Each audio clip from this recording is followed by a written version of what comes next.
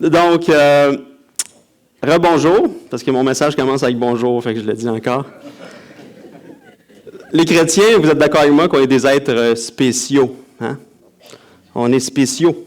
Mais on n'est pas spéciaux à cause de ce qu'on fait. Parce que n'importe qui, s'il le veut vraiment, s'il se force un peu, est capable de donner de la nourriture aux gens dans le besoin.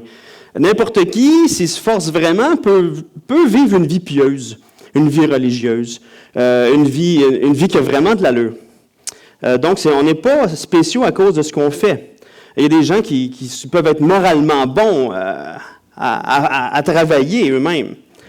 On n'est pas non plus spéciaux à cause de choses qu'on sait sur Dieu.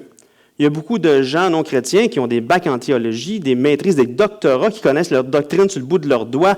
Et donc, ils ne sont pas plus spéciaux. Donc, on n'est pas plus spéciaux à cause qu'on connaît des choses sur Dieu. Donc, ce n'est pas nos œuvres ou notre connaissance qui font de nous des êtres spéciaux. Ce qui fait de nous des êtres spéciaux est le fait que Jésus-Christ nous a justifiés.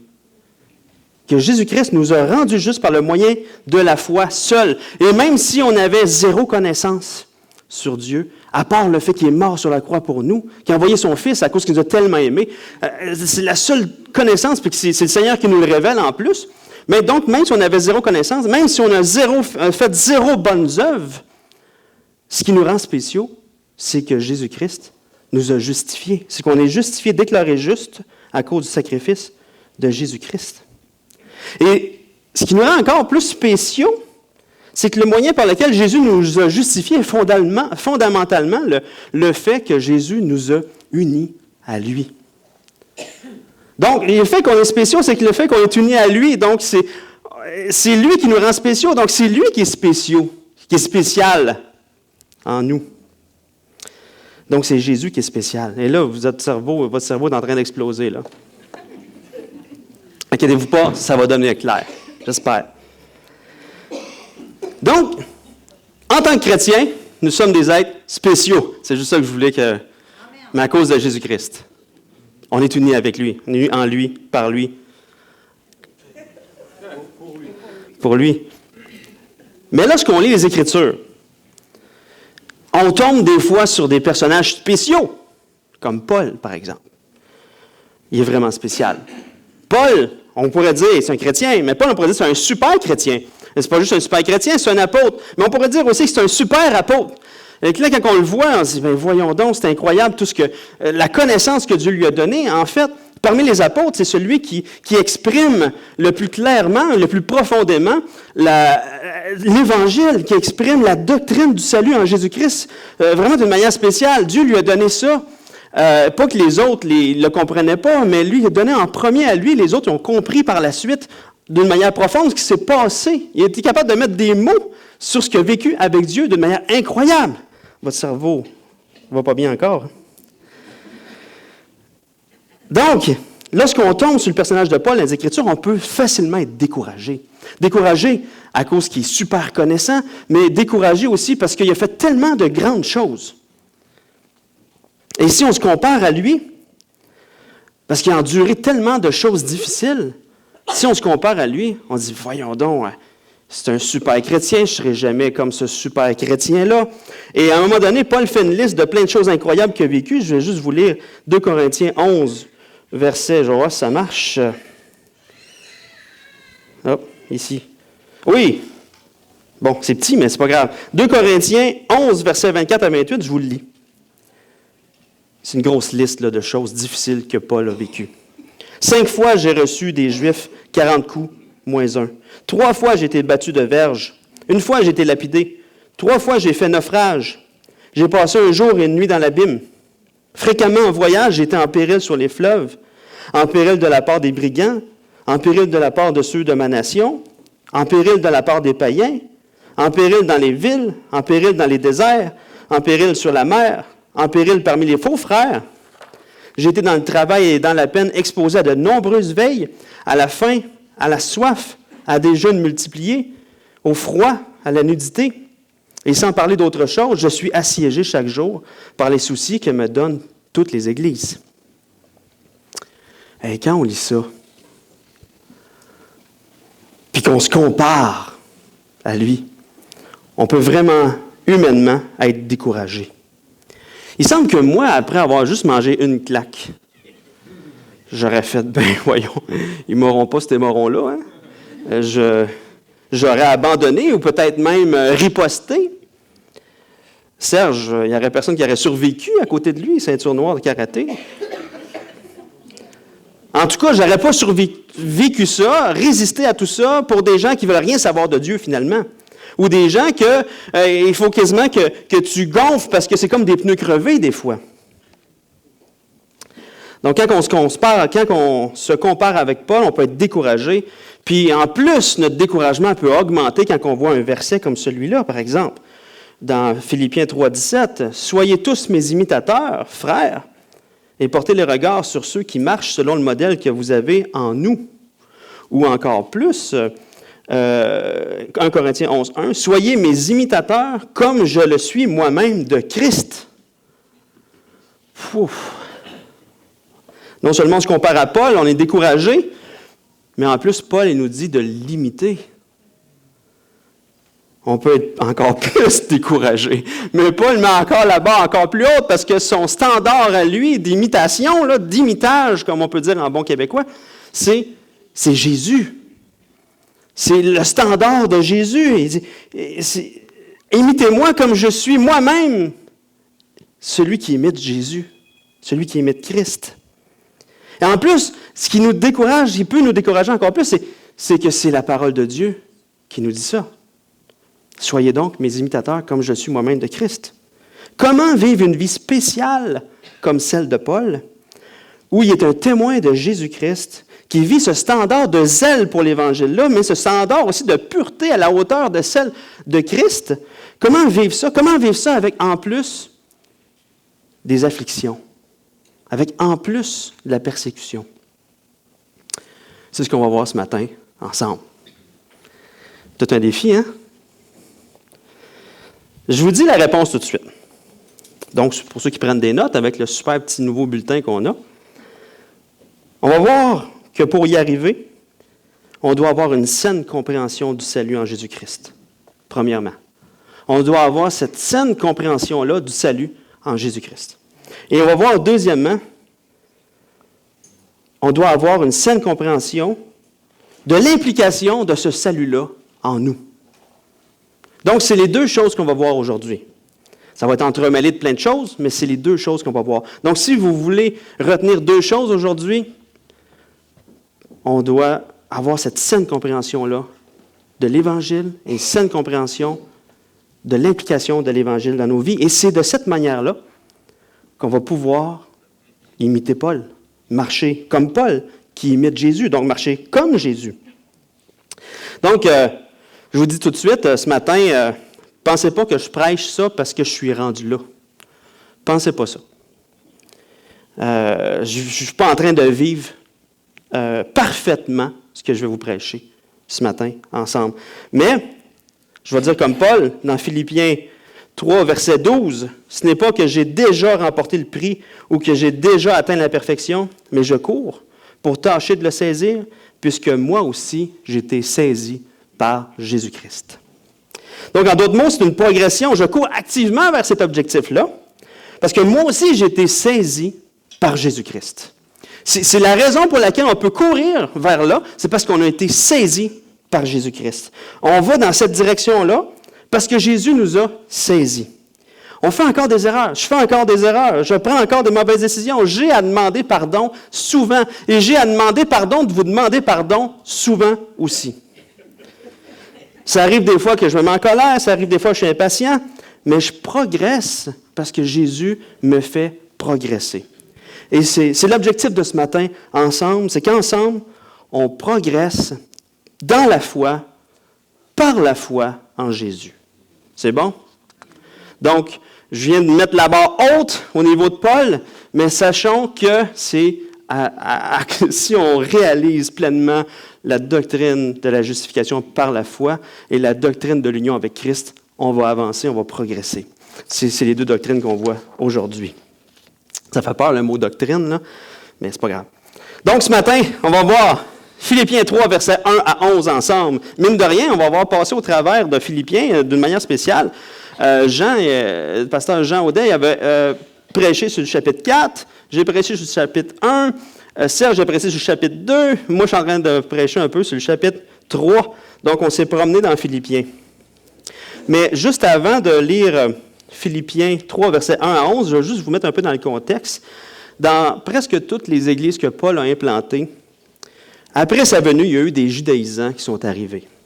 Ils se sont infiltrés. Ça, c'est des gens qui mettent leur foi, oui, ils croient en Jésus, mais ils ont gardé toutes les œuvres de la loi aussi, dans le sens que pour eux autres, l'équation pour être justifié, c'est celle-là. Jésus plus les œuvres égale justification.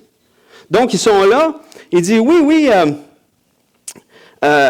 Jésus est là, mais pour être des vrais chrétiens, il vous manque quelque chose. Donc, après que Paul ait prêché la foi, le salut par la foi seul, eux, ils arrivent, puis ils disent, non, il vous manque quelque chose. Il vous manque, il faut aussi obéir aux ordonnances de la loi. Les hommes, il faut que vous fassiez tout circoncire. Vous devez observer le jour du sabbat. Vous devez avoir telle apparence extérieure. Vous devez pratiquer tel rituel. Vous devez faire ci, vous devez faire ça. Et après que vous ayez ajouté tout ça, vous allez enfin être des vrais chrétiens. Donc, c'est quelque chose, là. Après que Paul ait prêché cette libération, cette bonne nouvelle en Jésus-Christ, eux arrivent et remettent les choses de la loi aux chrétiens. Donc, les chrétiens mal affermis, ça peut les amener vraiment dans le découragement. Et là, Paul, il connaît ce discours-là qui est dangereux pour les chrétiens de la ville de Philippe. Il les met en garde et leur apporte une saine compréhension de l'Évangile. Et ce que Paul va écrire aux Philippiens dans Philippiens 3, c'est une des plus belles explications de la doctrine de la justification par la foi. C'est une des plus belles, c'est une des plus claires, c'est une des plus naturelles. On va la lire ensemble. Donc, Philippiens 3, versets 1 à 9 pour débuter. Pour ceux qui ont des bons yeux, sinon, vous pouvez tourner dans vos Bibles ou allumer vos téléphones.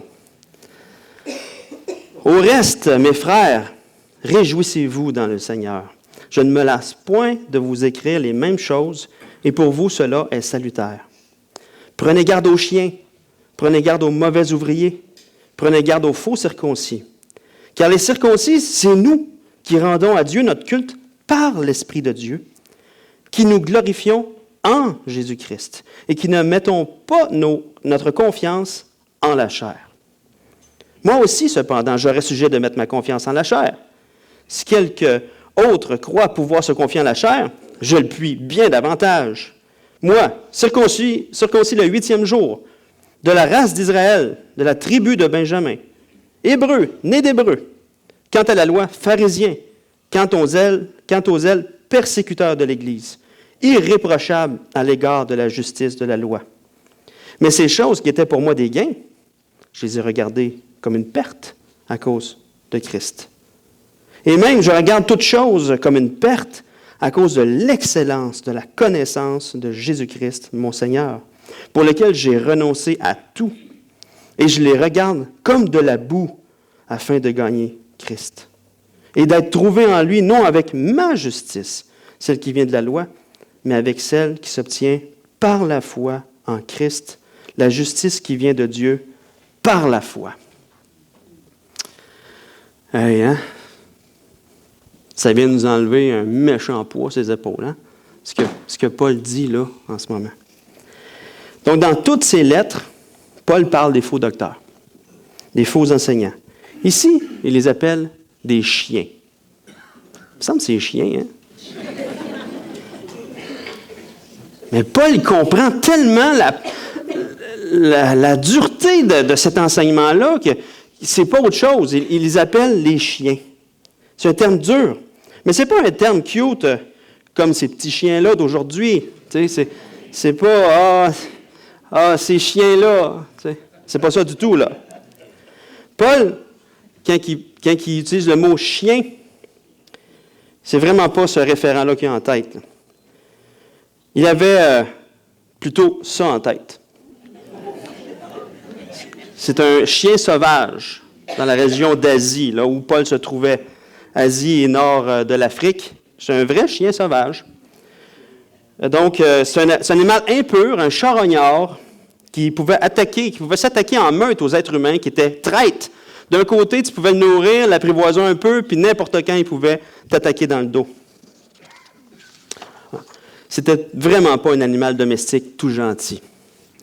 La théologie de ces mauvais enseignants-là empêchait les non-chrétiens de se tourner vers Jésus parce que ce n'est pas le vrai évangile. Parce que la bonne nouvelle, c'est qu'on est justifié en Jésus-Christ, par la foi seule en Jésus-Christ. Mais en plus, non seulement cet enseignement-là empêchait les non-chrétiens de se tourner vers Jésus par la foi, en plus, ça apportait une confusion dans le cœur des nouveaux chrétiens, ceux qui avaient vraiment mis leur foi en Jésus-Christ. Donc, il les amenait à mettre leur foi en la chair pour vivre leur relation avec Dieu. Donc, vous avez... les chrétiens sont sauvés par la foi, mais là, eux autres, ils arrivent, ils disent « Ouais, mais il te manque ça, il te manque ça. » Pour atteindre un niveau de sainteté ou pour grandir dans la sanctification, ou pour ci, ou pour ça, tu dois faire ci, tu dois faire ça, tu dois faire ça. Donc, ça amène ces chrétiens-là à mettre leur foi en la chair pour marcher avec Dieu.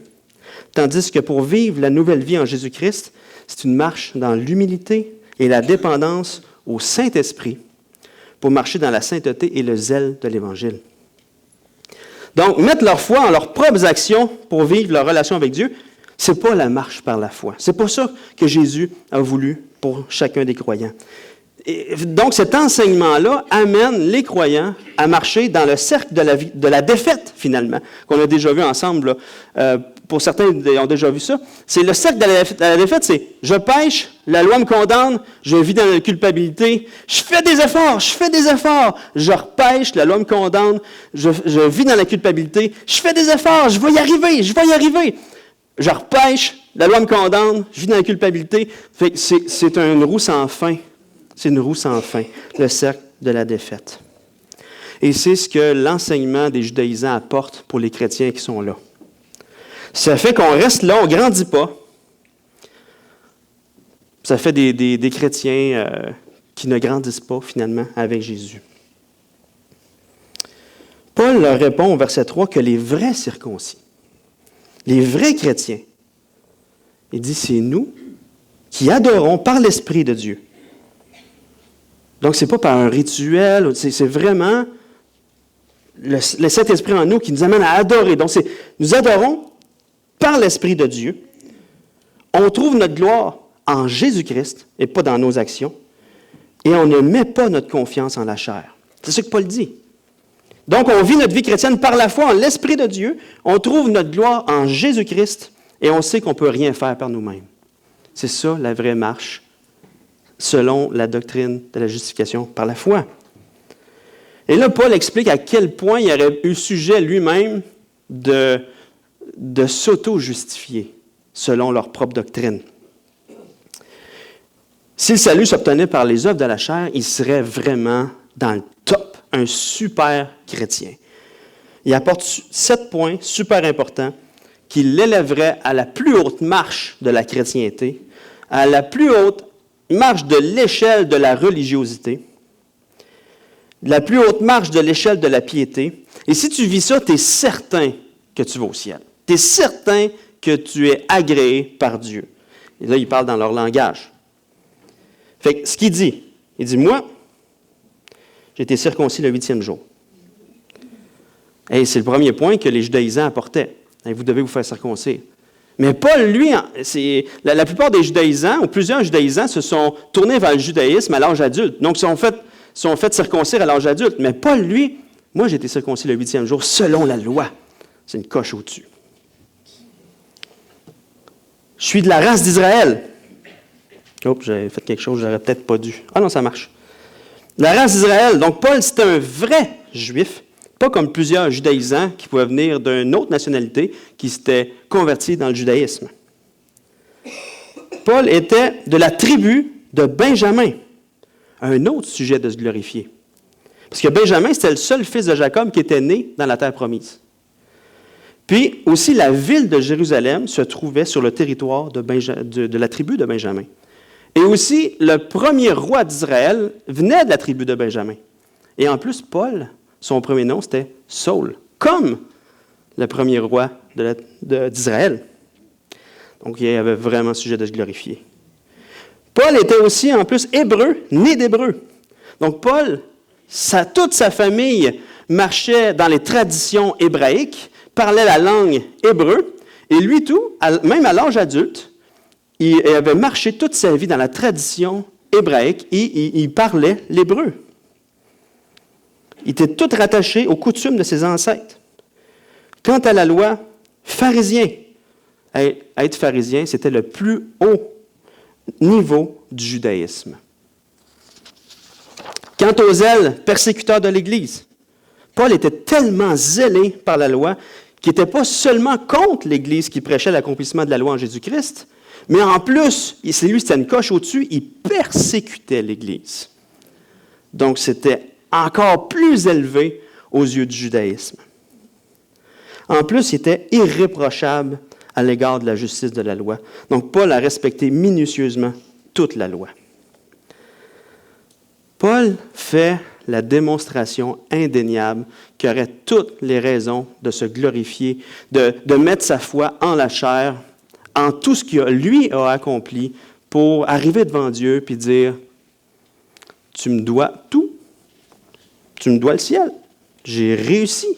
J'ai gagné. » Mais Paul s'est rendu compte que tout ce qu'il regardait comme un trésor accumulé, qui fait que Dieu allait lui dire « OK, viens dans mon ciel, toi, ô saint. » Tout ce qu'il croyait utiliser devant Dieu comme étant un certificat de réussite, regarde Seigneur, bien, il s'est rendu compte que ça ne valait rien. Et le mot que Paul utilise lorsqu'il dit qu'il considère tout ça comme de la boue, au verset 8, je ne vais pas choquer personne, mais le mot dit qu'il considère ça comme des excréments d'animaux. Donc, ce que nous, on lit comme de la boue, on pourrait facilement dire comme de la bouse. Et oui, j'ai dit bouse dans un message. Donc, il considère tout ça comme de la bouse, parce qu'en réalité, c'est pas par ça qu'il va être rendu juste. C'est pas par ça qu'il va être justifié. Ça vaut rien. Il s'est rendu compte qu'il était injuste, et seulement Jésus, son œuvre sur la croix, pouvait le justifier complètement. Donc, il a mis sa foi en Jésus. Il a mis sa foi en ce que Jésus a fait sur la croix pour lui. C'est seulement l'œuvre de Christ à la croix qui l'a justifié et rien d'autre. Donc, l'équation que Paul enseigne, l'équation mathématique que Paul enseigne, c'est Jésus plus rien égale justifié, justification. Il n'y a rien qu'on ajoute à l'Évangile qui nous justifie. Il n'y a rien qu'on peut ajouter à l'œuvre de Christ qui va faire qu'on va être des meilleurs chrétiens. Et c'est ça qui est excellent, c'est ça qui sauve. Et aujourd'hui, beaucoup de gens mettent leur confiance en les bonnes actions pour aller au ciel. C'est ancré, ou bien en une religion. Et c'est pas parce que tu as fait ta confirmation quand tu étais en 3e année du primaire que tu es justifié. C'est pas parce que tu as eu 8 enfants puis 5 cancers que tu es justifié. C'est pas parce que tu as fait 5000 portes au porte-à-porte que tu es justifié. C'est l'œuvre de Jésus à la croix qui justifie complètement, rien de plus. Et la repentance, là, nous, c'est de renoncer à toutes nos œuvres de la chair et se tourner vers l'œuvre de Jésus-Christ accomplie sur la croix. On le prend par la foi pour nous.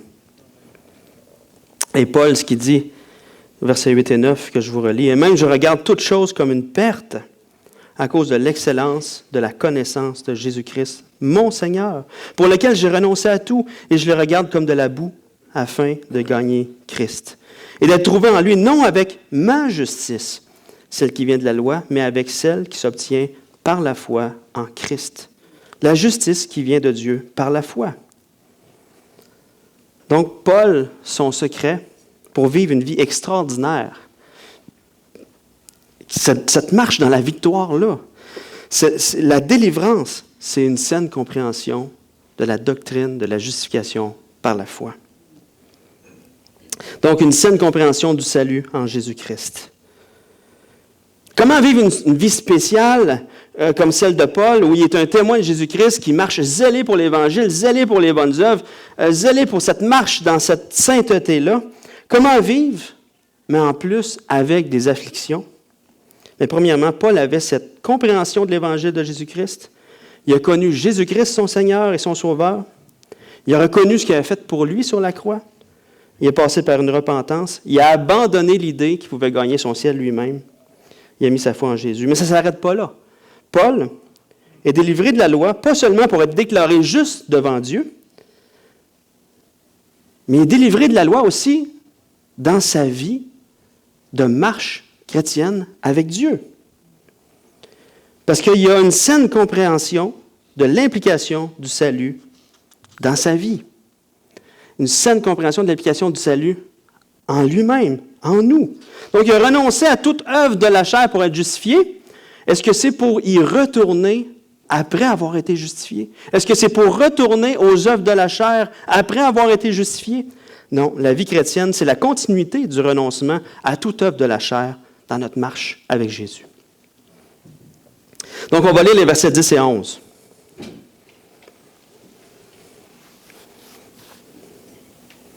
Ainsi, je connaîtrai Christ et la puissance de sa résurrection et la communion de ses souffrances en devenant conforme à lui dans sa mort, pour parvenir, si je puis, à la résurrection d'entre les morts. Donc, Paul apprend à connaître Christ de plus en plus dans sa vie. Sa vie est maintenant consacrée à connaître Christ, pas à s'efforcer de faire des bonnes œuvres. Sa vie est consacrée à connaître de plus en plus Christ.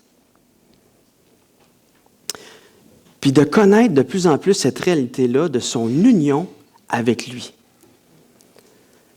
Son union à sa résurrection. Son union dans ses souffrances. Et ce qui donne la capacité d'imiter Christ même jusque dans la mort. Il est capable, cette union-là avec Jésus, l'amène à imiter Jésus. Il lui donne la capacité même de se rendre jusqu'à la mort pour la gloire de Dieu, de mourir pour son œuvre. Et il sait. Il est en prison quand Paul écrit ça. Il ne sait pas s'il va vivre, il ne sait pas s'il va mourir, mais il sait qu'il est capable, par la grâce de Dieu, par l'Esprit de Dieu en lui, par son union avec lui, de se rendre même jusqu'à la mort dans le fait d'imiter Jésus. Jésus est mort. On peut se rendre là en l'imitant. On peut l'imiter jusqu'à ce point-là. Mais pour penser comme ça, Paul devait bien comprendre cette doctrine de l'union avec Christ. C'est quelque chose, hein? On est là et on réfléchit. Mais c'est quoi cette doctrine-là? La doctrine de l'union avec Jésus est tellement importante, est tellement primordiale à comprendre dans notre vie. C'est ça la clé du fait qu'on est capable de marcher avec lui. On est capable de l'imiter, on est capable de vivre comme lui, on est capable de vivre avec lui, on est capable de vivre en lui. C'est la doctrine de l'union. Je vous donne la définition. L'union avec Christ, on l'a, est une expression qui résume plusieurs relations différentes entre le croyant et Christ, par lesquelles les chrétiens jouissent de toutes les bénédictions du salut. Ces relations incluent le fait que nous sommes en Christ, que Christ est en nous, que nous sommes comme Christ et que nous sommes avec Christ. Hein? Les cerveaux, ils bouillent encore. Hein? On va pouvoir baisser le chauffage, je pense qu'on est en train de chauffer la pièce. Je vais vous faire un bref résumé de la doctrine de l'union avec Christ. Juste pour vous donner le goût. Ça se peut que vous dites, ben voyons, c'est bien trop dur à comprendre ce matin, ça se peut. Mais mon objectif, c'est juste de vous montrer à quel point on a beaucoup de matière à étudier, à comprendre dans la Bible, pour comprendre, pour approfondir cet évangile-là qui est si profond. Et tous les aspects de l'évangile, c'est comme, qu'on découvre, c'est comme une petite fenêtre sur un monde infini. Et là, je voudrais juste ouvrir une petite fenêtre, juste pour vous montrer qu'il y a beaucoup plus que qu'on pense. OK? Donc, inquiétez-vous pas, là, capotez pas avec ça, en bon français. Mais je veux juste vous vous titiller pour vous dire, il y a quelque chose de grand derrière cet évangile-là. Puis le Seigneur veut nous amener à le voir, le Seigneur veut nous amener à le comprendre, veut nous amener encore plus loin dans ce défrichage-là de qu'est-ce que l'Évangile pour apprendre à connaître encore plus notre Seigneur Jésus-Christ. Donc cette vie-là, avec Jésus, ça passe par la richesse de notre union en Jésus. Je vais juste vous laisser réfléchir un peu, là, juste vous reposer un peu. Là. Vous pouvez vous lever, aller saluer quelqu'un que vous ne connaissez pas, ça va... Oui, levez-vous, allez saluer quelqu'un que vous ne connaissez pas, demandez-lui son nom, ça va juste vous amener, parce qu'on va rentrer dans quelque chose de plus compliqué, là, OK? Allez voir quelqu'un. Demandez-lui son nom. OK, on peut se rasseoir. On peut se rasseoir. Je dis toujours que c'est facile à... Un coup que c'est starté, c'est dur à arrêter. C'était juste pour couper le message en deux, puis vous amener à digérer un petit peu, là. Parce qu'on se créerait à Sembec en ce moment. Hey, en passant, on a des étudiants. Cette année, on a 3 ou 4 étudiants. Oui, à l'Académie Mouvement Jeunesse. Donc, on a des étudiants qui étudient durant la semaine. Donc, ils passent une journée ou deux avec nous on leur donne de la formation théologique et de la formation sur plein d'aspects, dont l'approfondissement de l'Évangile. J'aimerais que ceux qui sont là, vous puissiez vous lever. OK, il y a Timothée là, donc on en a juste une ce matin. Bien, Timothée, sais-tu quoi? Aujourd'hui, par ta présence, tu te gagnes un livre intéressant que tu voulais avoir, justement, qui s'appelle « Théologie systématique » de Wayne Grudem, que tu vas recevoir la semaine prochaine, gratuitement. Donc...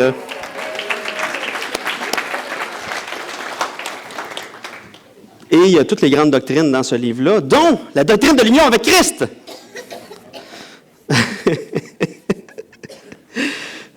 OK, vous êtes prêts? On commence. Tantôt, c'est juste une intro. Donc, je vous ai fait juste un bref résumé de la doctrine de l'union avec Christ, OK? J'ai lu tantôt la définition, je vous la relis. Vous allez voir les grands points A, B, C, D sont les grands points de la doctrine de l'union avec Christ, OK? Donc, l'union avec Christ est une expression qui résume plusieurs relations différentes entre le croyant et Christ, par laquelle les chrétiens jouissent de toutes les bénédictions du salut. Ces relations incluent le fait que nous sommes en Christ, que Christ est en nous, le point B, que nous sommes comme Christ et que nous sommes avec Christ. Donc, pardon? Il manque le T. Je l'ai vu ce matin, mais il était trop tard, je l'avais déjà envoyé. OK. Nous sommes avec Christ. Donc, le point A, nous sommes en Christ. Nous sommes en Christ peut-être dans plusieurs manières, mais de 3 manières, au moins. On est en Christ dans le plan éternel de Dieu. Donc, on est en Christ dans le plan éternel de Dieu. Éphésiens nous dit que nous avons été choisis en Christ. C'est-à-dire qu'avant la fondation du monde, dans la pensée de Dieu, Dieu, le Père, nous avait choisis pour être les bénéficiaires de ce salut-là en Christ, d'être un jour unis en lui. Donc, on est en Christ dans le plan éternel de Dieu de toute éternité. On était déjà, dans sa pensée, unis en lui. On est en Christ aussi au cours de la vie terrestre de Christ. Ça veut dire que dès la naissance de Jésus sur la terre, tout ce qu'il a accompli sur la terre, tout ce qu'il a fait, on était là en lui. Toutes les bonnes choses qu'il faisait, on était unis en lui à toutes ces bonnes choses-là. Tout ce qu'il a fait, toutes les souffrances qu'il a vécues, on était unis en lui. Sa mort sur la croix, on était unis en lui. Son ensevelissement, on était unis en lui. Sa résurrection, on était unis en lui. Tout ce qu'il a fait. On est aussi en Christ au cours de notre vie sur terre. Cette union-là, en Christ, se concrétise lorsqu'il nous sauve. Ça se rend vrai lorsqu'il nous sauve. On passe de la pensée de Dieu à la réalité qu'on a été unis en Christ dans tout ce qu'il a vécu. Donc, lorsqu'on met notre foi en Jésus, Dieu nous prend, c'était tout déjà dans son plan, et il nous a unis complètement. Donc, toute la perfection de Jésus, on était unis à lui, complètement. Donc, il nous unit à sa vie parfaite, sa mort sur la croix, sa résurrection, complètement, réellement. Pas juste dans sa pensée, là. C'est concrètement. La foi vient rendre réelles ces choses-là. Et cette foi-là que Dieu nous donne pour être capable de prendre le sacrifice de Christ pour nous, rend réelle aussi notre union avec lui. Hey, c'est quelque chose, hein? Donc, notre ancien moi, il meurt sur la croix avec Jésus. On ressuscite unis avec Christ, ce qui nous donne une vie nouvelle en Christ. Et à partir de maintenant, toutes nos actions peuvent être accomplies en Christ et pas en notre chair. En Christ. Pas par nos forces, mais par ses forces à lui. Donc, ça comprend même la lutte contre le péché. On peut lutter contre le péché en Christ. On lutte en Christ. Donc, ce qui fait que ce qu'on fait, c'est Christ qui le fait aussi. Et tous les chrétiens ensemble, on est en Christ. Donc, on est unis ensemble dans le même corps qui est Christ. Hey, c'est juste le premier point. Nous sommes en Christ. Le deuxième point, c'est que Christ est en nous. Christ est aussi en nous. Il nous rend capables de vivre la vie chrétienne. Paul dit, j'ai été crucifié avec Christ. Ce n'est plus moi qui vis, c'est Christ qui vit en moi. L'union avec Christ fait que Christ vit en moi. Christ vit en vous. Hey, dites donc ça à la personne à côté. Christ vit en toi. Hey, c'est vrai, là.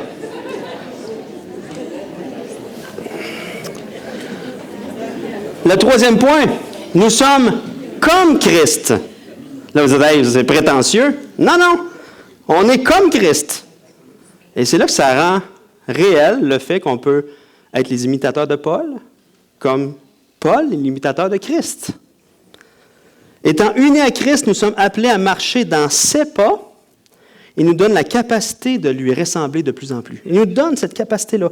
Par sa puissance de résurrection, c'est ça que Paul dit.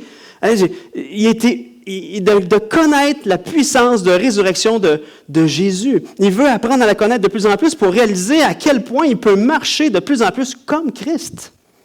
Parce que c'est Christ qui vit en lui. Le fait qu'on est rendu comme Christ, ça fait qu'on peut dire non au péché. Parce qu'on est victorieux comme Christ. On peut marcher de progrès en progrès, jusqu'à même être capable de souffrir pour lui et avec lui. Puis qu'est-ce qui est intéressant aussi, c'est les souffrances du corps de Christ partout dans le monde en ce moment. L'Église est persécutée, mes amis de la Chine et tout ça. Christ souffre ces souffrances-là aussi. Quand que Paul persécutait l'Église, Jésus est apparu à Paul, il a dit, quand Paul il dit, t'es qui toi? Il dit, je suis Jésus que tu persécutes. C'était les souffrances de Christ que l'Église vivait. Ce qu'on vit, on le vit comme Christ maintenant parce qu'on est rendu comme Christ par notre union avec lui. Il accompagne jour et nuit son Église dans ses persécutions à travers le monde. Donc, une des manières de l'Église de ressembler à Christ, d'être comme Christ, c'est de vivre ces souffrances-là aussi, qui démontrent la persévérance de Christ. Cette persévérance-là qui l'a amené à marcher jusqu'à la mort de la croix. Et nous, on est comme lui. Donc, l'Église est capable de marcher dans la souffrance parce qu'on peut marcher comme Christ, parce qu'on est unis à lui. Et le dernier point, nous sommes avec Christ. À chaque instant de notre vie, on les vit avec Christ. Et Christ les vit avec nous. On est inséparables maintenant. Complètement inséparables. C'est impossible. Regardez mes doigts. Excusez, c'est une bulle qui vient de passer. Complètement inséparables d'avec Jésus. Complètement. On est avec Christ. Et le fait qu'on est unis en lui, c'est vraiment intéressant, là. Qu'on est unis en Christ, on est en Christ, Christ est en nous, nous sommes comme Christ, nous sommes avec Christ. Hey, dans Jean 17, qu'est-ce que ça dit? Le Père est avec Jésus, ils sont un. Le Saint-Esprit, ils sont tous un.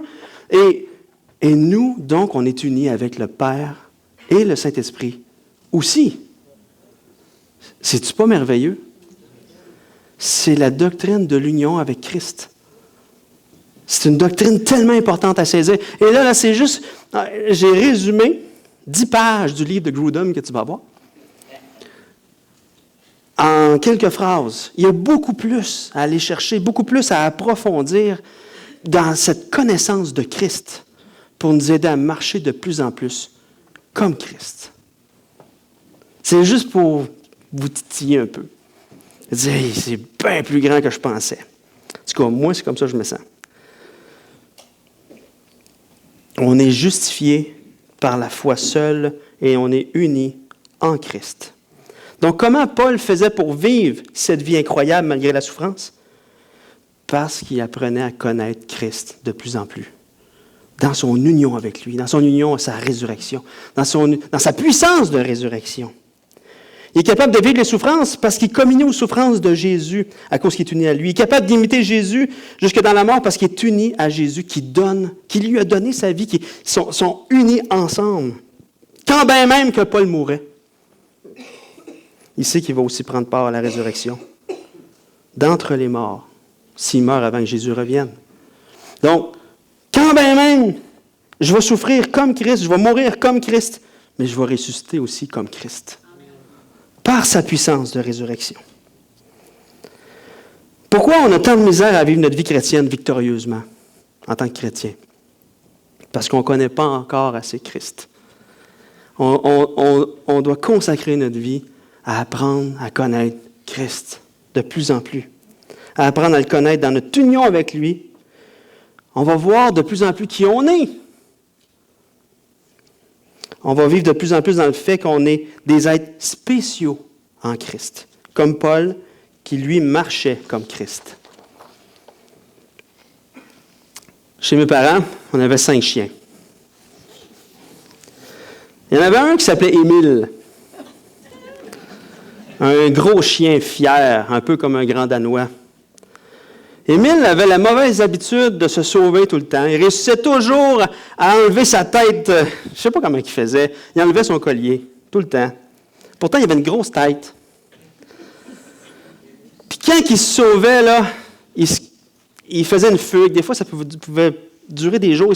J'ai été élevé sur une terre à bois, donc il y avait des acres, des centaines, des milliers d'acres autour de la maison, des milliers d'acres de bois. Donc, il pouvait partir pendant des jours, se perdre dans le bois complètement. Il retrouvait son chemin et souvent, il revenait magané, amaigri. Ça n'allait pas bien, son affaire. Donc, il devait toujours être attaché. On l'appelait Émile Houdini. On ne pouvait pas le laisser libre parce qu'il se sauvait tout le temps. Il faisait une fugue. Pourtant, il nous aimait. Je ne comprends pas. Il aimait surtout ma femme. Il est arrivé la première fois dans la famille, le chien, il saute, pouf, les 2 pattes de ses épaules, il regarde droit dans les yeux. Il avait peur de tout le monde, sauf de ma femme. Okay. Donc, Émile Houdini devait toujours être attaché. Ma mère trouvait ça triste, parce que chez mes parents, ils ont un immense terrain autour de la maison. Puis les autres chiens, là, ils pouvaient courir, avoir du fun. Il y avait 2 ruisseaux. C'est encore ça, là.